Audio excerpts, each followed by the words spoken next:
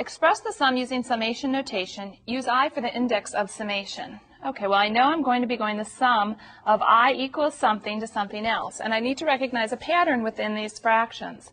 Well, the numerator is a pretty simple pattern, 2, 3, 4, and it would go 5, 6, 7, etc. through 21.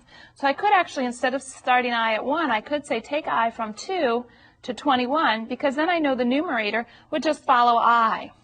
But then I need to figure out how to get the denominator. Well, the denominator, when the numerator is 2, the denominator is 3.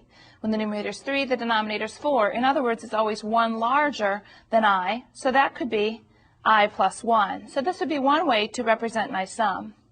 Or, if I prefer, I could start as I originally planned and say, well, what if I instead does start with 1? How high will I go, or how could I express this? Well, in that case, then the numerator is 1 more than I. So the numerator is I plus 1.